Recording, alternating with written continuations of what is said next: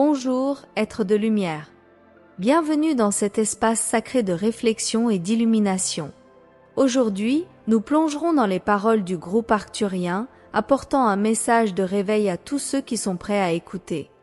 Dans un monde rempli d'illusions et de croyances dépassées, il est temps de se libérer du voile de séparation et d'embrasser la véritable essence de notre existence.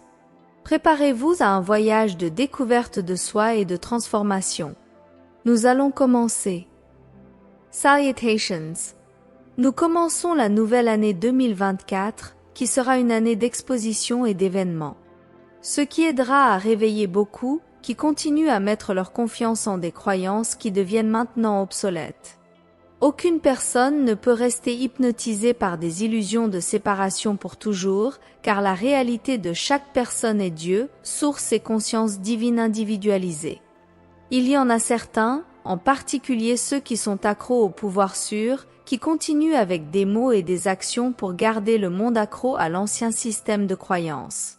Parce que si une majorité reste liée aux règles, aux idées, aux dirigeants, aux lois, à la religiosité et aux traditions non éclairées de dualité, de séparation et de croyance en deux pouvoirs, ils continuent à en tirer des bénéfices. Il est difficile d'aller au-delà des enseignements et des croyances qui ont servi une personne, ainsi que des directives tout au long de sa vie. Cependant, il arrive un moment dans le voyage évolutif de tout le monde où ils doivent mettre de côté de nombreuses croyances qui restent familières et confortables, mais ne résonnent plus pour intégrer les plus hauts niveaux de conscience.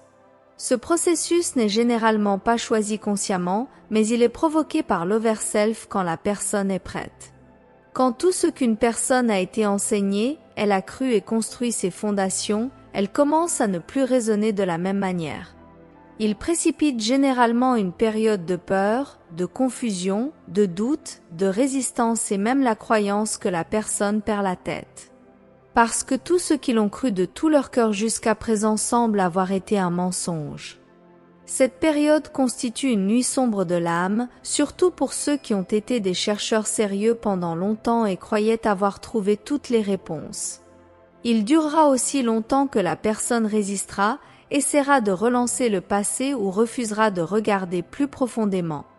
Cela peut être un moment particulièrement traumatisant pour ceux qui ont des croyances religieuses, métaphysiques ou même païennes rigides. À un moment donné, l'expérience devient un moment de recherche, d'étude des religions du monde, de réflexion, de questionnement et de guérison, au cours de laquelle de nouvelles consciences commencent à prendre racine, même si certaines des anciennes restent. Sachez que vous êtes toujours guidé et conduit dans cette phase de votre voyage par votre soi supérieur, parce que vous êtes prêt pour cela. Mais la plupart des gens ne le font pas tout seuls.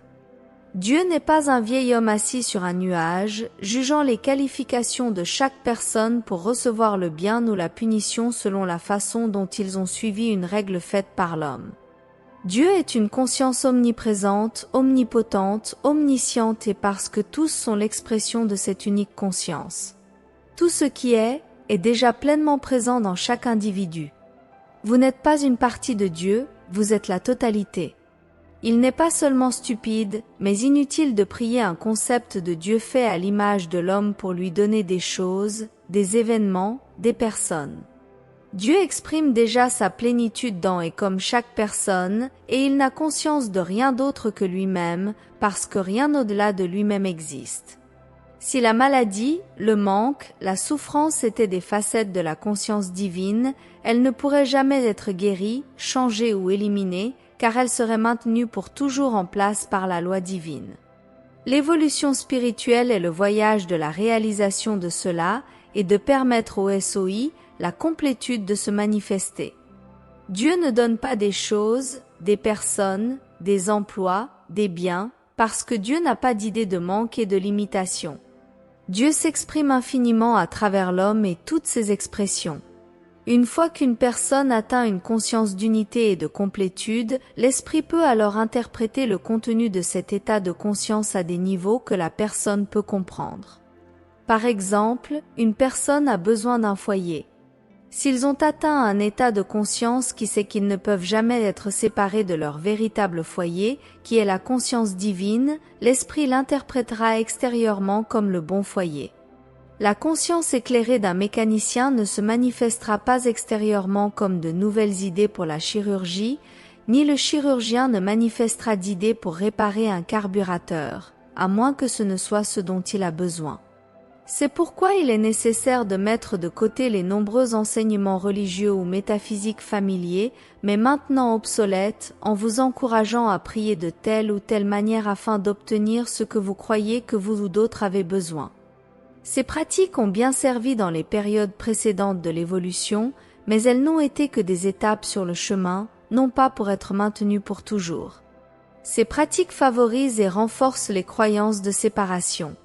Il est temps de mettre de côté les outils d'un état de conscience antérieur et moins évolué et de passer à la conscience de ce que signifie réellement être un avec Dieu. Il est inutile de prier pour la paix, car Dieu ne connaît rien d'autre que la paix d'un soi omniprésent qui n'a pas d'opposé. Au lieu de prier Dieu pour la paix, remarquez comment chaque personne est une conscience divine individualisée, l'énergie qui coule et relie toute la vie, qui est l'amour, reste pleinement présente même si elle n'est pas reconnue, car c'est la réalité. Ne niez pas les apparences, mais cessez de leur donner du pouvoir en reconnaissant la réalité qui sous-tend toutes les apparences. La guerre est une activité de croyance collective dans la séparation qui doit être vécue par certains afin qu'ils apprennent et évoluent au-delà des croyances de séparation. Beaucoup continuent à vivre avec un pied dans les deux mondes, bien au-delà du temps où ils sont prêts à avoir les deux pieds dans le monde de la vérité. Cela peut être difficile, effrayant et même se traduire par un rejet de la part de la famille et des amis, mais vous êtes venus sur Terre pour vous réveiller complètement, nettoyer les anciennes énergies restantes, aider les autres à faire de même et en faisant, aider le processus d'ascension de la Terre. Les problèmes que vous rencontrez sur Terre en ce moment sont des facettes de ce processus, car tout ce qui est ancien et faux doit apparaître, se dérouler et être reconnu pour être laissé de côté et aller au-delà. Ne faites jamais de prosélytisme ou n'essayez jamais de faire pression sur votre conscience sur les autres en croyant que vous les aidez, mais simplement être un exemple de paix et de non-jugement. Faites confiance à ceux qui sont prêts pour ce que vous avez à donner trouveront le chemin vers vous, car une énergie similaire attire une énergie similaire. Une personne spirituellement évoluée est une personne capable qui ne permet pas aux autres de la dominer ou de la contrôler en croyant qu'ils sont patients et aimants quand ils le font. Ne laissez jamais une personne ou un groupe abuser ou dominer. C'est une insulte à votre divinité. Une personne spirituellement capable n'a jamais peur de dire avec amour « Merci pour votre opinion, mais je vais le faire ».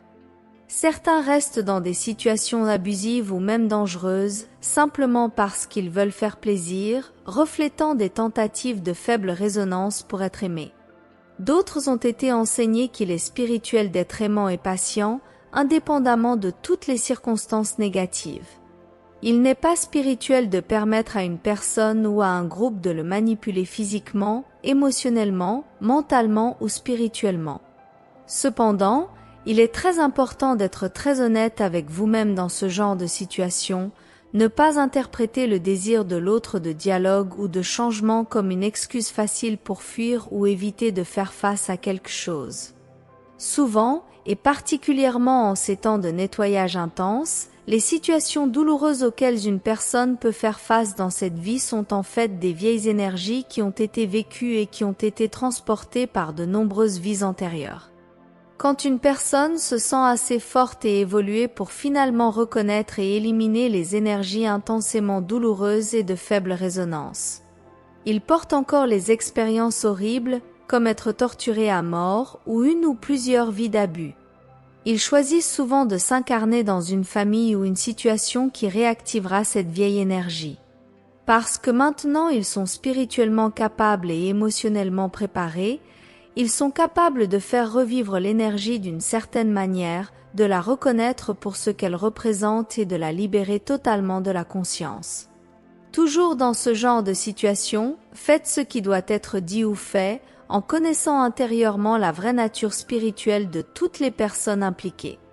De cette façon, Vous ne créez pas d'énergie négative qui devra être nettoyée. Que vous le vouliez ou non, croyez-le ou non, il y a un plan divin qui se déploie et vous en faites partie.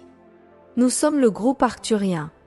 Message canalisé par Marilyn Raphaël. Si ce message a résonné avec vous, partagez-le avec ceux qui sont également prêts à s'éveiller. Et n'oubliez pas de vous abonner à notre chaîne pour plus de contenu inspirant. À la prochaine fois. Avec amour et gratitude.